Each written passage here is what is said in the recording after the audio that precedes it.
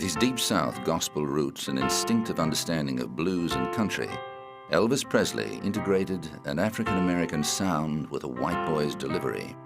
But in contrast to squeaky clean pin-ups of the time like Pat Boone, he moved to the music. Elvis projected an image that was so raw, so passionate and so sexual that he was branded subversive and dangerous. Like that other great icon of his time, Marilyn Monroe, he was endlessly contradictory. A mama's boy who made other mamas want to lock their daughters up and throw away the key. Elvis Aaron Presley was born in Tupelo, Mississippi on the 8th of January 1935, with an identical twin brother, Jesse Garum, still born. His family were poor. His father, Vernon, regarded as something of a wastrel who didn't always make his living legally. His mother, Gladys, though, was a jolly, big-hearted woman idolized by Elvis. When she died at the age of 46 in 1958, Elvis's grief was all-consuming. His singing career took off in 1954 with breakout hits like That's All Right and Heartbreak Hotel. But his good looks and charisma made him a natural for the silver screen. Elvis was never destined to be a great actor, but early appearances in films like Loving You and Jailhouse Rock made the most of what he had to offer. Perhaps his best film remains 1958's King Creole.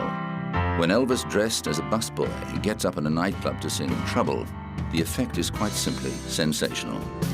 But as soon as he finished shooting King Creole, he received his call-up papers and surprised many of his critics by refusing to take the easy route of joining special services, instead joining the 3rd Armored Division in Freiburg, Germany.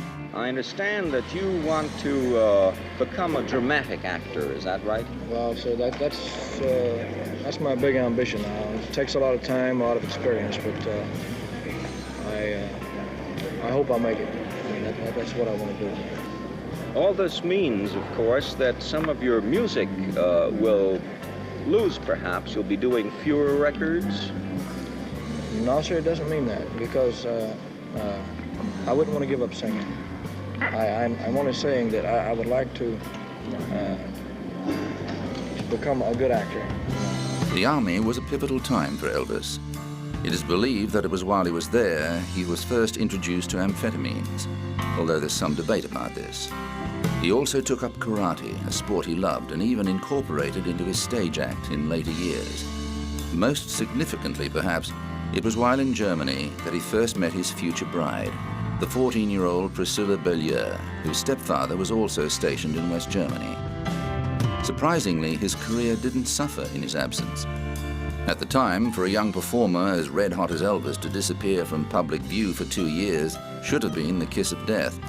But forethought and clever planning from RCA executives meant a series of singles and albums were released throughout the period, ensuring that when he was honorably discharged in March 1960, he was greeted with widespread euphoria. It was as if he'd never been away. He capitalized on the experience with his first post-army film, GI Blues, a cheerful but more family-friendly affair than his earlier movies. It co-starred Juliet Prowse and featured songs like Wooden Heart on the soundtrack. Unfortunately, in the 60s, for Elvis's movie career, it was all downhill.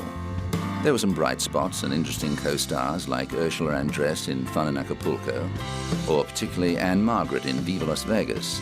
And there was even a well-received non-musical western called Flaming Star. But films like Harem Scarum, Paradise Hawaiian Style, and Girls, Girls, Girls threatened to wipe their leading man off the cultural map forever. But Elvis wasn't known as the greatest for no reason, and fortunately, he still had a few aces up his sleeve.